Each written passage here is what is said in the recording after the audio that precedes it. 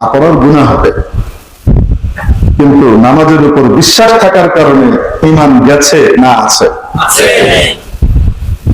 আরেক ব্যক্তি 5 ওয়াক্ত নামাজ পড়ে, কারণ বউ বাড়ি থেকে ঠেলে বের করে দেয়, বুড়ো ঢেন্ডুরা হয়ে গেছো, এখনো পর্যন্ত নামাজে বেরোচ্ছ না, নামাজ পড়ছে না, কবরে 1 পা চলে গেছে, বউ ভাব দেয় না। এখন এসে মসজিদে 5 ওয়াক্ত নামাজ পড়ে, আর নামাজ পড়তে এসে ফ্যান কেন বন্ধ, জেনারেটর কেন চললো না, ইমাম সাহেব কেন বেড়ে বেড়ে আসলো, মুয়াজ্জিনের আজান আজকে অত সুরেলা কেন হলো না, এই সমস্ত ফটফট করতে থাকে। বুঝেন না মনে হয়? এটা লক্ষণ। কেউ আছে মসজিদের দাস হিসেবে, গোলাম হিসেবে। কার গোলাম? গোলাম কি কথা বলে? মনিবের বাড়িতে এসে গোলাম গোলামের মতো থাকে।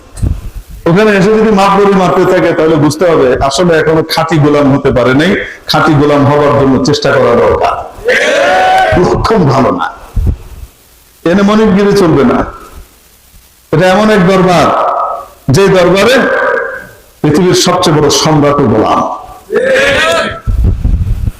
एक ही सफ में खड़े हो गए महमूद अयाब, एक ही सफ में खड़े हो गए महमूद अयाब, न कोई बंदा रहा न कोई बंदा नवाज। সুলতান মাহমুদ গজনবী সম্রাট ছিলেন, সুলতান ছিলেন। আফগানিস্তান সহকারে ভারতবর্ষের বিরাট অংশ উনি দখল করেছিলেন, বড় প্রতাপশালী সুলতান। আর ওনার এক নৌকর ছিল, ওনার গোলাম ছিল, গোলামের নাম ছিল ইয়াস। কি নাম? নামাজে যখন আসতেন সুলতান মাহমুদ গজনবী, নামাজের মধ্যে আমি বাদশা, তাই আমি সামনে থাকবো, তোরা পেছনে থাকবি, এরকম। একই কাতারে নামাজের সময় বাদশা এবং গোলাম দাঁড়িয়ে গেছে। এখন এখানে কেউ গোলামও নাই, কেউ গোলাম পালনকারীও নাই, সকলেই একজনের গোলাম। কেউ আমিরও নাই, কেউ ফকির নাই। আল্লাহ তাআলা আমাদেরকে মসজিদে এরকম দাস হিসেবে যাবার তৌফিক দান করেন। এখন মনে করেন বউ তারাই এসে মসজিদে নামাজ টামাজ পড়ে, এখানে আবার নিশানাও আছে, কিন্তু মনে মনে তার বিশ্বাস হলো 5 ওয়াক্ত নামাজ পড়ে, কিন্তু মনে মনে বিশ্বাস এই নামাজের কোনো দরকারই ছিল না, এটার কারণে দেশ পিছিয়ে যাচ্ছে, নামাজের কারণে এই মিটিং বাদ দিয়ে চলে যেতে হচ্ছে, নামাজের জামাতে অংশগ্রহণ করতে হচ্ছে, এত ঝামেলা কোনো দরকার আছে? আননেসেসারি একটা কাজ আল্লাহ দিয়ে রেখেছে, আমরা পিছিয়ে যাচ্ছি। এই ধরনের কোন চেতনা ধারণা যদি থাকে, নামাজ পড়ার পরেও ঈমান আছে না গেছে? আপনারা একমত? কারণ ঈমান কাকে বলে আপনারা বুঝে ফেলেছেন, ঠিক কি ঠিক না? আরেক ব্যক্তি রোজা রাখে না, রমজান মাসে রোজা রাখে না, একটা রাখে তো আরেকটা রাখে না, ভাঙে, এই করে সেই করে, কিন্তু মনে মনে সে অপরাধ বোধ অনুভব করে, আমি যে কাজটা করছি এটা ঠিক করছি না, এটা ভুল করছি, আল্লাহ যেটা বলেছেন সেটাই ঠিক। রোজা না রাখার গুনাহ তার ঘাড়ে আসবে, কিন্তু রোজার উপরে বিশ্বাস থাকার কারণে ঈমান গেছে না আছে? আছে।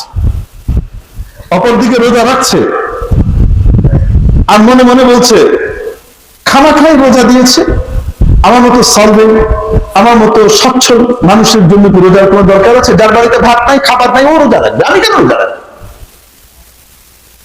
আল্লাহ খামাখা সকলের উপরে দিয়ে একটা জুলুম করে দিয়েছে, কষ্ট দিয়ে যাচ্ছে।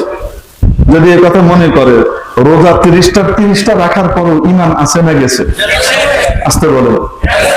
আর ঈমান যদি না থাকে, হাজার আমলের কোনো দাম আছে?